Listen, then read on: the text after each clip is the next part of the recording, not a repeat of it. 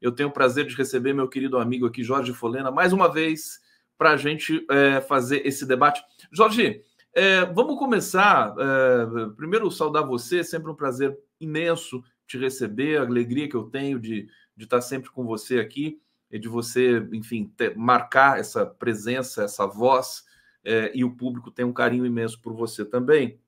Eu queria que você falasse dessa crise diplomática criada, né, meio que artificialmente,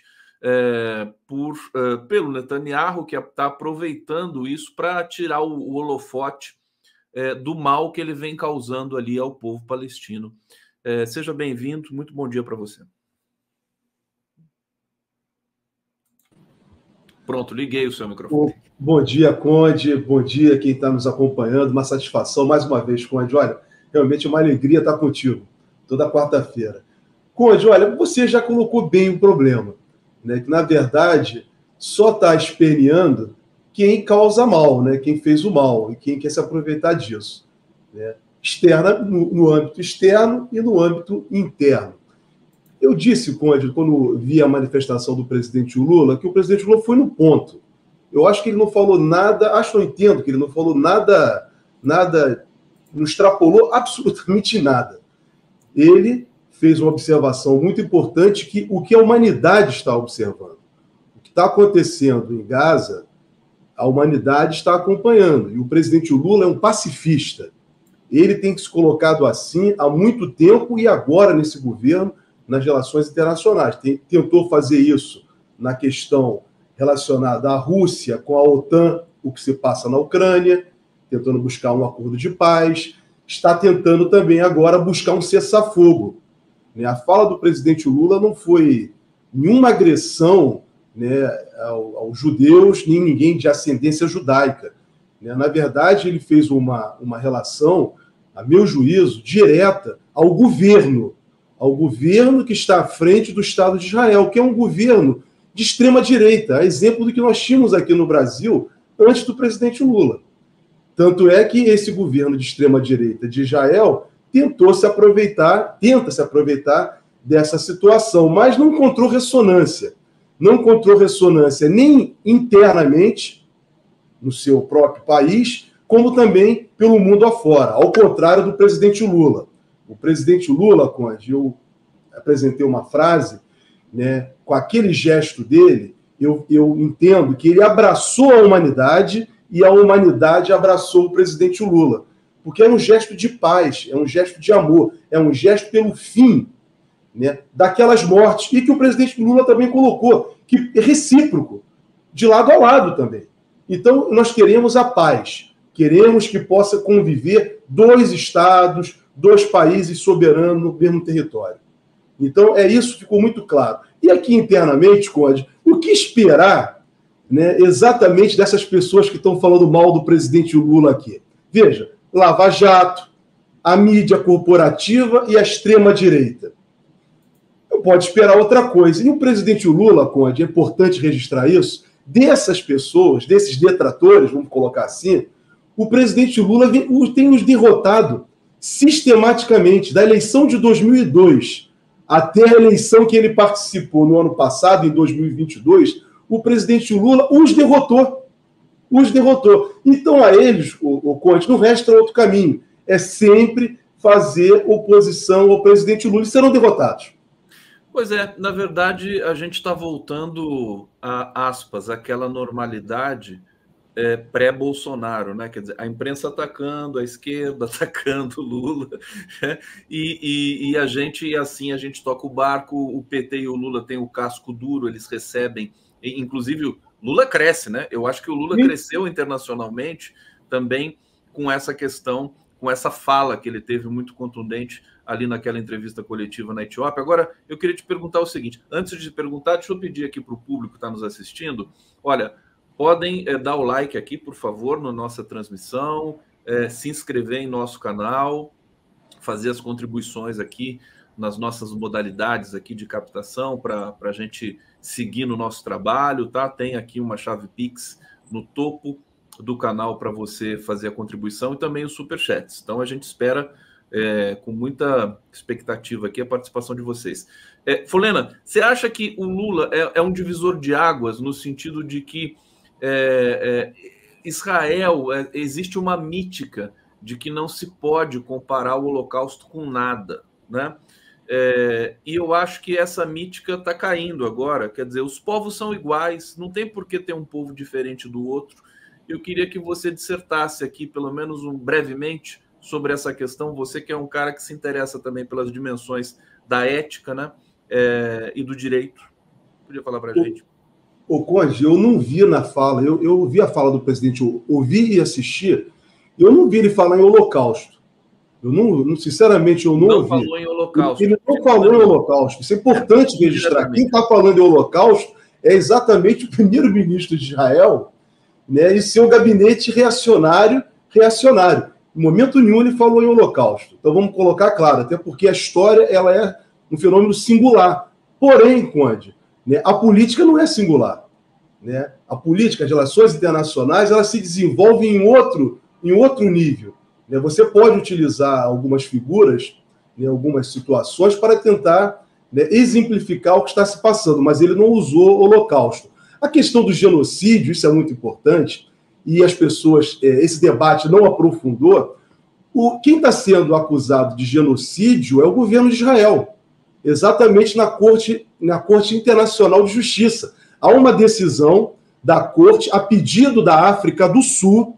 O processo da África do Sul é com relação ao reconhecimento que a Corte Internacional de Justiça reconheça que é um estado de genocídio sendo praticado pelo governo de Israel na Palestina, em Gaza particularmente. E há já uma medida liminar, né, determinada pela Corte, determinando que Israel, né, respeite o direito humanitário de acesso à alimentação, né, de acesso a combustível, de acesso à vida, e que faça um cessar-fogo.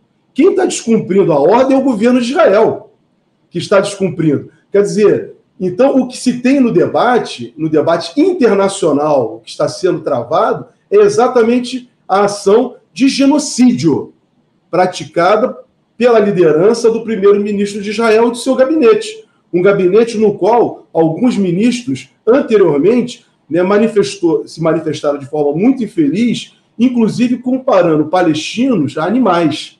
Isso não dá para aceitar. Infelizmente, não dá para aceitar, porque é uma posição, né, que atenta contra a dignidade humana. Essas pessoas não tiveram o menor respeito. Eu não posso me dirigir a você, Conde, a ninguém, né, dessa maneira. Eles perderam totalmente a razão. Então, o que o presidente Lula apresentou como encaminhamento para a questão é o que está sendo debatido na Corte Interamericana de Justiça, e que já há uma decisão recomendando a Israel a fazer um cessar-fogo e permitir a entrada de ajuda humanitária, o que eles não estão respeitando. Conde, o governo de Israel não está respeitando nenhuma ordem de ninguém. Já passou dos limites, na verdade é essa. Eles é que passaram dos limites. Não é a comunidade internacional. A fala do Lula possibilitou que diversos governos europeus, diversos países no mundo se posicionassem pelo cessar-fogo. É isso que o presidente Lula estava ali apresentando. Então, Conde, o Lula se apresentou, a meu juízo, para colocar um ponto nesse assunto, o Lula se colocou naquilo que ele é. Ele se revela, desde os governos dele anterior, como nesse, um grande estadista, um homem do mundo. Por isso eu gostaria de frisar. Lula abraçou a humanidade e a humanidade está abraçando o Lula. Está abraçando o Lula, inclusive nós temos pesquisas que atestam isso, né? A Dataforum, do nosso querido Rovai, da revista Fórum, fez uma pesquisa no Instagram e no Facebook em língua inglesa. E eles constataram ali que o Lula teve 67% de menções positivas. Quer dizer, o Lula está conectado. Quem não está conectado com o mundo é a imprensa brasileira. Sinto muito. É uma coisa assim, realmente, para a gente lamentar muito, né? Tá junto com o Netanyahu, tá junto com o Bolsonaro, tá junto com o Malafaia. Tudo fica muito claro na cena brasileira. Olha, eu quero ir para o bate-papo aqui. Inclusive acrescentar mais um dado, viu, Folena? O Netanyahu está isolado, completamente isolado na cena internacional. Não tem ninguém disposto a defender o Netanyahu. É isso que a gente precisa, eu acho que, trazer para o debate. Emílio, JC Jones Manuel ontem deu uma aula no canal dele sobre essa questão. Não dá para isolar o Holocausto judeu de colonialismo e imperialismo. Fica a dica. O Jones Manuel é um cara que eu respeito muito. Vou trazê-lo aqui para conversar sobre isso também. Júlio Moon, o que o Netanyahu e os comparsas chamam de agressão é comparar os judeus aos palestinos? É uma questão de racismo? Se não for, eu não entendi qual foi a agressão. Tá aí, os questionamentos vão aparecendo, né? Mônica Catti, fale do discurso do Pacheco. Vamos falar agora. Neuza Santos, só Israel pode sofrer? Quem tem direito ao monopólio da dor? Essa é que é a pergunta, né? Isadora Brown, hoje Israel impediu o comboio humanitário. É por isso que eu digo que o Lula já é um divisor de águas. Eu acho que esse negócio de monopólio da dor, né? Acho que a expressão é perfeita. Agora, Folena, isso causou mais repercussão, inclusive, na cena política brasileira, em função do atiçamento das nossas elites e da nossa imprensa, no plano doméstico. E aí, o presidente do Senado, Rodrigo Pacheco, pediu para o Lula, digamos, rever o que ele tinha dito, para voltar atrás, para pedir desculpas, e ele foi criticado pelo Omar Aziz, senador pelo PSD do Amazonas, e foi uma cena muito forte. Eu não sei se você acompanhou, mas como é que você vê essa crise diplomática entranhada também na nossa eterna negociação política de Brasília? O Conde, o Omar Aziz não falou o que eu vou dizer agora, mas deveria ter dito ontem. O Rodrigo Pacheco foi irresponsável, porque ele é chefe de Estado, de poder de Estado. Ele é presidente do Congresso Nacional, presidente do Senado e presidente do Congresso Nacional. Ele jamais poderia fazer o que ele fez, porque, na verdade, ele confrontou o chefe de outro poder. Seria o mesmo que o presidente Lula fizesse com ele, ou fizesse com o presidente do Supremo Tribunal Federal. Ou seja, o Rodrigo Pacheco, né, na sua fragilidade política, no seu comportamento, né, volto a dizer, bem submisso, ele quase cria uma grave crise institucional entre poderes, onde não tem que ter. Porque até que você tem que dizer o seguinte, Conde, quem fala pela Constituição brasileira, quem tem autorização para falar em relações internacionais como chefe de Estado, é o presidente da República, não é o presidente do Congresso Nacional ou o presidente do Senado. E o Rodrigo Pacheco, ao tentar, né, fazer ali uma lacração, como dizem agora aí, tirar uma oportunidade, ele poderia criar uma grave crise institucional entre poderes, o que não está ocorrendo, né? O Supremo Tribunal Federal manteve o respeito da sua posição, o presidente da Câmara também, né? E vem o Rodrigo Pacheco criar essa situação. Ainda bem que o senador Aziz imediatamente, né, reparou a situação e colocou o Senado, Rodrigo Pacheco, no lugar que ele deveria estar, de respeito às instituições, e também colocando o Senado exatamente no papel de equilíbrio entre os poderes e não desarmonia. Então, o senador Aziz fez um papel que deveria ter sido feito pelo Rodrigo Pacheco. Infelizmente, ele não teve maturidade diante dessa situação.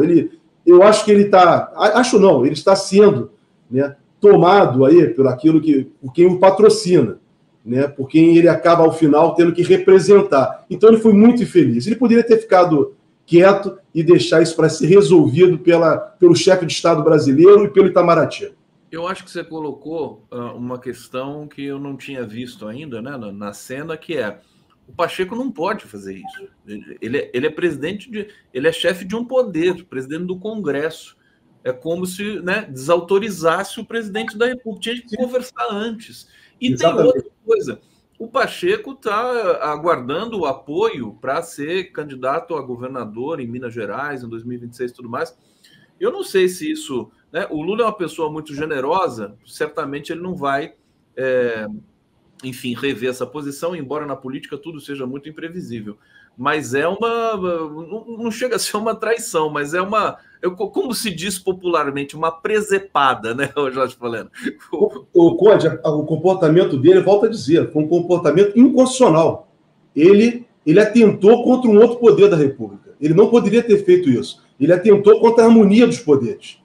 Então, o que o Pacheco fez, eu não sei se ele... Aí sim, falar o Lula não pensou no que ele falou, eu acho que o Lula pensou sim, eu acho que ele sabia o que estava fazendo, porque, na verdade, ele estava ali, na sua fala, apresentando uma proposta, um encaminhamento, uma reflexão, né, para todo mundo, para todo o mundo. Então, eu entendo que eu acho que o Lula tinha consciência, né, de uma forma muito clara, uma forma respeitosa, ao contrário do que tentaram dar. Agora, o Pacheco não. O Pacheco, não sei se ele refletiu, se ele, sentado na cadeira da presidência do Senado, se ele poderia fazer o comportamento dele diante de um presidente da República, chefe de um poder e responsável pelas relações internacionais, um chefe de Estado. Então, ele agiu muito mal e um comportamento que eu considero totalmente inconstitucional. Folena, isso aí se chama síndrome de vira-lata com destaque para a Rede Globo, né? Porque é o seguinte, essas pessoas sabem que se criticarem o Lula nesse momento, vão aparecer no Jornal Nacional. Foi o caso do Pacheco e também do Jacques Wagner. O Jacques Wagner também, enfim, de uma maneira muito mais doce e companheira, mas ganhou destaque no Jornal Nacional também, porque condenou a fala do Lula, essa história aí do monopólio da dor, que eu acho que basta, né? A gente já tem que superar essa fase aí. Os povos são iguais, né? Os povos americanos também foram vítimas de genocídio, os povos da América do Sul, tudo mais. Então nós também, ninguém pode, né, subestimar a nossa dor também. Agora, Jorge, você quer completar, querido? Por favor. Não, quero só para concluir esse assunto, para deixar bem claro que todo mundo está vendo, Conde, em todos os lugares, em qualquer lugar. O Conde, estão morrendo crianças, estão morrendo mulheres, mães com criança no colo, estão sendo alvejadas. Então, Conde, isso é humanitário? Isso é humano? Não é humano. Não importa de que lado seja, com toda sinceridade. Então, nós estamos diante de uma situação desumana. Então, quem tem um mínimo de caráter, um mínimo de responsabilidade e de honestidade, tem que se posicionar contra isso. Tem que se posicionar contra. Não é uma questão meramente ideológica, é muito mais do que isso, Conde. É a própria espécie humana. Ou seja, estão expropriando, estão matando. E principalmente crianças. Nós estamos vendo isso todos os dias. Isso não é negado. O pior de tudo é que isso não é negado. Então, Conde, não dá para tolerar atitudes extremistas. Então, o que está sendo praticado por parte de um governo de extrema-direita é um atentado contra a humanidade, sim. Sim. Então, o presidente Lula não falou nada demais. Se amanhã alguém outro praticar também um ato dessa natureza, nós vamos estar dizendo aqui que sim, também. E tivemos já diversos casos, tá, Conde? Diversos casos. Né? Não só aí, mas em muitos outros lugares. A gente não pode se calar, nós não podemos nos calar diante de tamanha injustiça. Aí, quando vem aqui no Brasil pessoas como o presidente do Senado ter uma posição dessa, é inadmissível o que o presidente do Senado fez ontem. Então, eu volto a dizer, ele foi irresponsável e atentou contra a Constituição. Olha, tem um bastidor, inclusive, também do parlamento, né? O Arthur Lira, né? Que eu vou passar para vocês aqui. A gente sabe que a oposição, liderada ali pela Carla Zambelli, né? Passou uma lista de pedido de impeachment. Acho que eles coletaram 120 assinaturas, né? Precisa muito mais do que isso e tudo mais. E aí aquele pessoal da extrema-direita, os mais bolsonaristas e tudo, né? Esse delírio de pedir o impeachment do presidente Lula com relação a essa fala dele sobre Israel. E o Arthur Lira, perguntado sobre esse pedido de impeachment, ele falou assim, vai direto para a lata do lixo, né? Você vê, até o Arthur Lira, que não é uma pessoa, né, que a gente sabe que seja muito próxima do presidente Lula, sabe que é um delírio absolutamente alucinado ali da oposição de pedir o impeachment do presidente Lula. Nós temos muitos assuntos ainda que eu queria aproveitar a presença do Folena aqui. Tem a questão da saidinha, que eu acho tão preconceituoso chamar isso de saidinha. A imprensa está chamando de saidinha. Tá errado isso, né? Eu queria então vamos trazer esse tema, o Folena.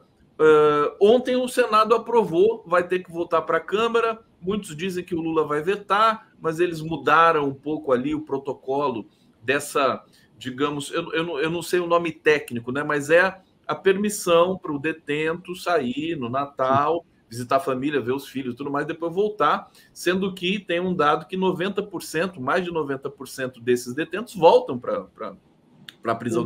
E alguns, né, como em todo lugar, eles desrespeitam esse protocolo. Sua opinião sobre esse protocolo, sobre esse processo? Conde, primeiro você tocou no ponto central. A grande responsável dessa confusão é quem deveria esclarecer a opinião pública, que são os grandes meios de comunicação, muitos, inclusive, sendo detentores de radiodifusão, que é algo público. Eles é que criam a confusão e não explicam exatamente o que está ocorrendo. Na verdade, Conde, essa ação de impedir que as pessoas que estão presas no regime semiaberto, ou seja, uma progressão, ou elas foram condenadas, estão cumprindo pena inicialmente no regime semiaberto, ou houve progressão do regime fechado para o semiaberto, possam ter, em algumas oportunidades do ano, como, vamos falar agora aqui, Páscoa, Dia dos Pais, Dia das Mães, Dias dos Pais, Natal, essas pessoas possam manter, no regime semiaberto, manter contato com as suas famílias. Ou seja, a pena ela é para ressocializar a pessoa, não é para não ressocializar. Então, esse expediente que existe na lei de execução penal está exatamente em linha com o que está previsto no regime. O regime é semiaberto. As pessoas têm esse direito, que estão recolhidas, presas, de visitar os seus familiares nessas oportunidades. Ocorre que é possível que algumas pessoas não voltem, é possível que algumas pessoas possam delinquir durante esse período? Mas como você colocou, isso é minoritário, extremamente minoritário. Isso só incentiva, levanta essa pauta, Conde, quem não quer exatamente combater a violência. A pauta da extrema-direita é uma pauta que, ao contrário, ela é que atiça a violência, ela que quer mais truculência e quer mais repressão. Ela não quer ressocialização nem transformação dos indivíduos. Só para ilustrar, ontem, Conde, eu estive numa penitenciária, num regime semiaberto, exatamente ontem, fazer um acompanhamento. E eu constatei, o DT era uma penitenciária feminina, a DT estava me dizendo que na cela em que ela estava, regime semiaberto, tem a superlotação, 57 pessoas numa cela, 3 pessoas dividindo uma cama. Então, Conde, essas oportunidades em que a lei de execução penal possibilita a esses detentos é exatamente para que essas pessoas possam ter um mínimo de alívio num período exatamente dentro do regime semiaberto. Então, porque quem é responsável pelas penitenciárias estarem superlotadas? É a própria sociedade, Conde. O Bolsonaro, por exemplo, o filho dele, que está aí se gabando, dizendo, inclusive, que vai reduzir a idade penal, propor mais uma vez, o que é inconstitucional, volto a dizer, está se gabando, ele governou o Brasil por 4 anos. O que diminuiu a violência no país durante os 4 anos do governo Bolsonaro? Não diminuiu, ao contrário, aumentou. Durante o governo Bolsonaro, as pessoas tiveram melhores condições de vida, aumentou o número de postos de trabalho, aumentou a qualidade de vida das pessoas para que elas não possam delinquir? Não. Então, o Bolsonaro, a extrema-direita, não tem saída para os problemas da segurança pública. Não tem. Então, eles só valem disso, de mentira. Vivem mentindo para as pessoas. É dizer que aumentar a pena, deixar as pessoas mofarem e morrerem nas prisões, é que a solução. Não é a solução. A solução passa a criar possibilidades de transformação da sociedade, que as pessoas possam suprir suas necessidades fundamentais. As pessoas precisam ter trabalho. As pessoas precisam ter trabalho para poder se alimentar. As pessoas precisam ter trabalho para ter uma casa. As pessoas precisam ter trabalho para poder estudar. É só assim que nós vamos ter uma sociedade que vive em paz e harmonia. Mas para que isso ocorra, nós temos que atender às necessidades fundamentais do ser humano. E a extrema-direita bolsonarista não tem essa proposta e, como esteve no governo por 4 anos, não possibilitou que isso acontecesse. Está aí. Então, hoje, Conde, nós podemos falar com segurança que Bolsonaro e que a extrema-direita brasileira não tem solução, não apresentou solução para o grave problema da segurança pública no país. Ao contrário, eles facilitaram que grupos armados, que milícias tomassem conta da sociedade, invadisse o espaço da classe média que tem que pagar para milicianos. Pessoas hoje não podem viver em paz porque tem que ficar pagando taxas para grupos clandestinos que fazem repressão. Ou seja, então essas pessoas que estiveram no poder, Conde, por 4 anos no Brasil, não são a solução para os problemas brasileiros. As soluções para os problemas brasileiros passarão a partir do momento em que nós dividimos a riqueza de um país muito grande com os milhares de brasileiros que não têm tido acesso. E aí a realidade das penitenciárias. Porque quem está nas penitenciárias, Conde, na sua grande totalidade, são pessoas pretas, pessoas pobres, pessoas excluídas do acesso ao trabalho, à renda e à dignidade. Isso o Bolsonaro é incapaz de apresentar e jamais conseguirá.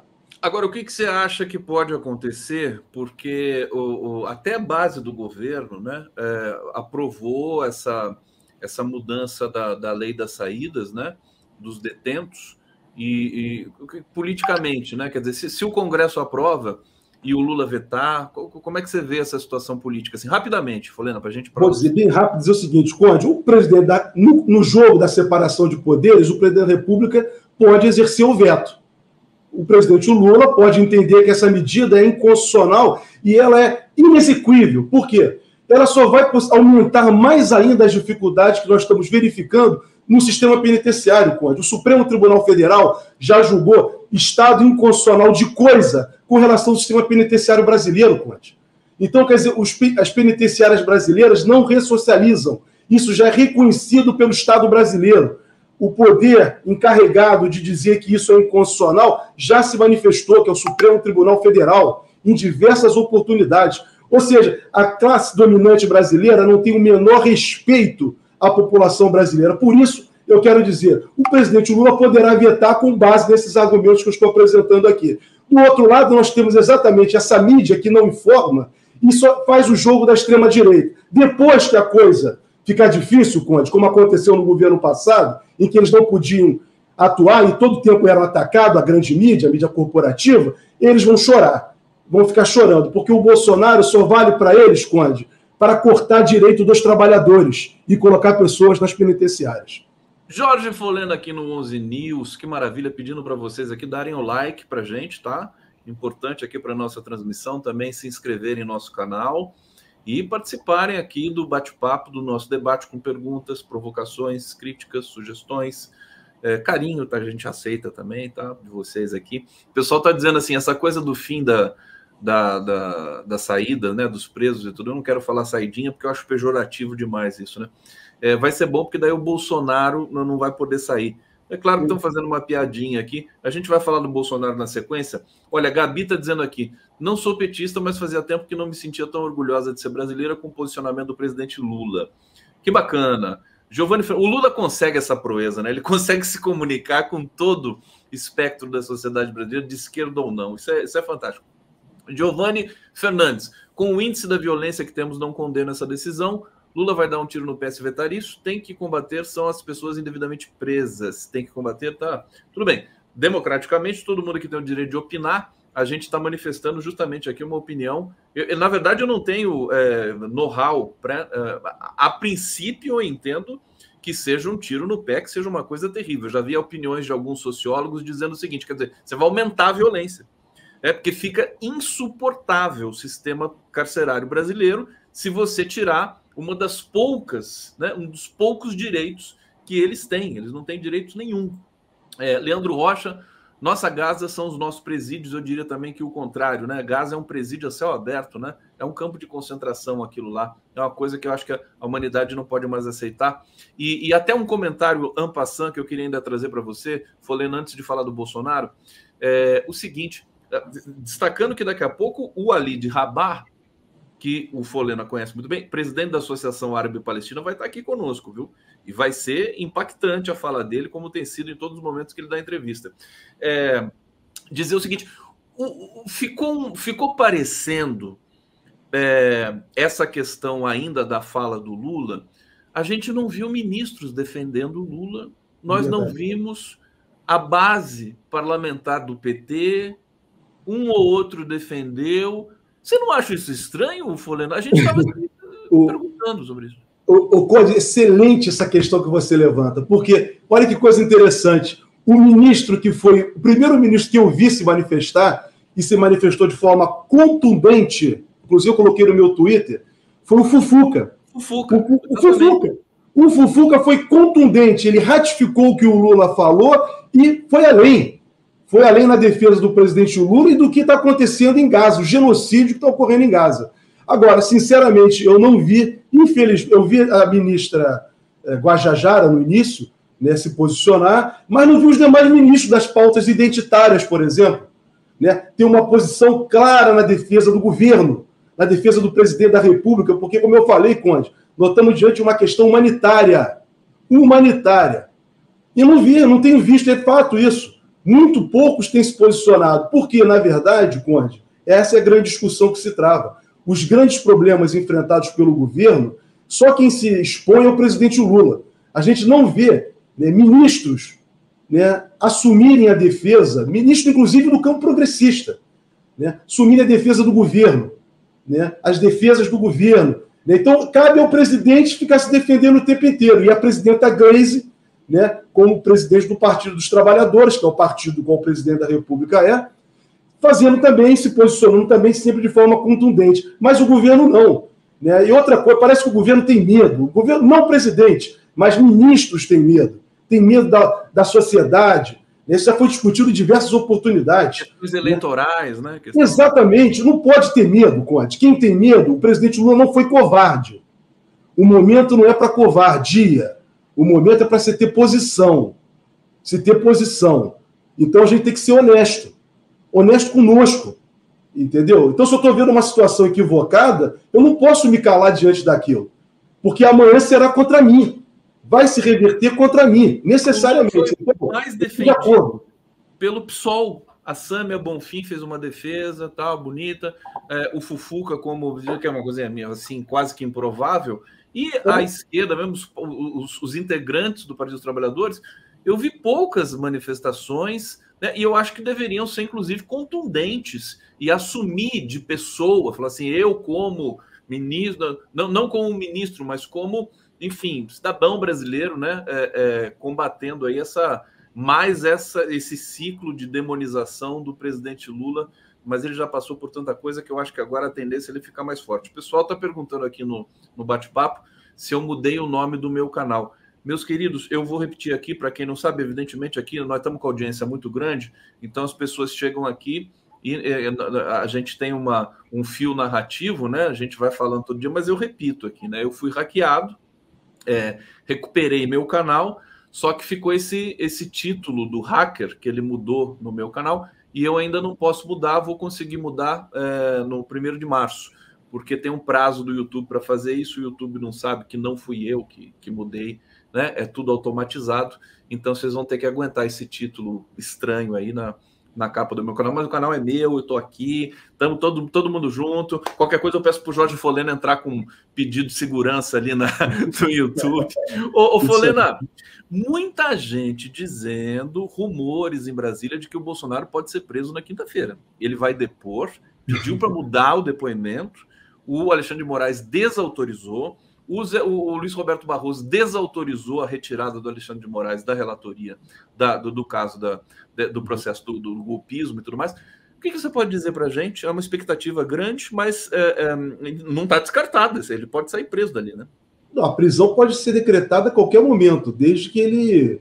Né, eu entendo até que já haveria argumentos, né, fundamentos suficientes para se aplicar a prisão preventiva, conforme previsto no artigo 302 do Código de Processo Penal. Tem falado isso, comentei contigo semana passada.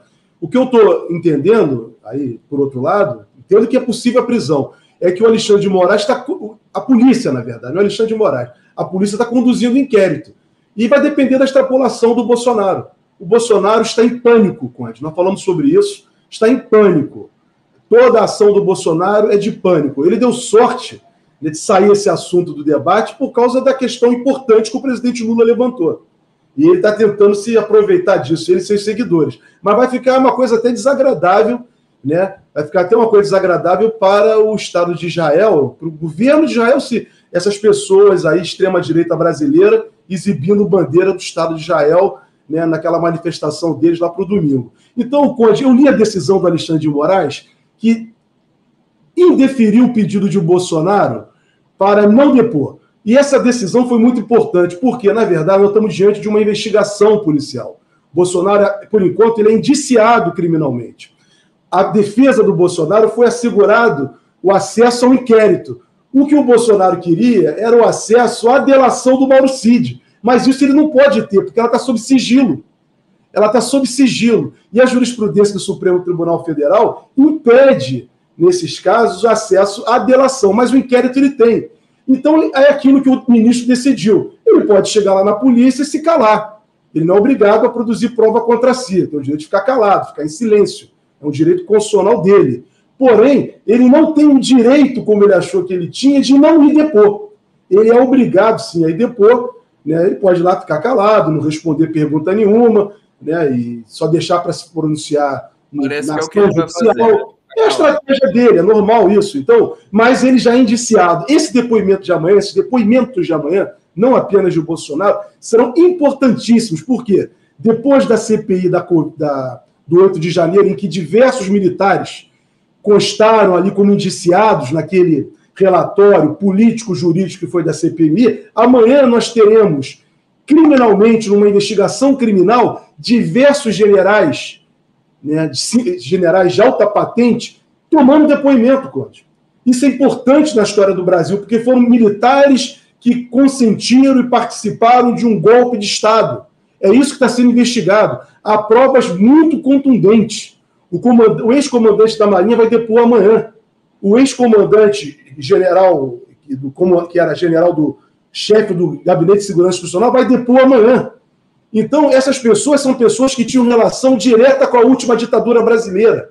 O que nós estamos discutindo nesse caso todo, Conde, todo esse trauma brasileiro, toda essa tragédia brasileira, tem uma relação com a última ditadura. É um fantasma. O bolsonarismo, o Bolsonaro, essas pessoas que queriam dar golpe, queriam fazer intervenção militar, são o fantasma. É o velho. Eles acham que eles vão se ressurgir. Isso é impossível. Eles vão se responder. Eles quebraram com a ordem constitucional e com a democracia.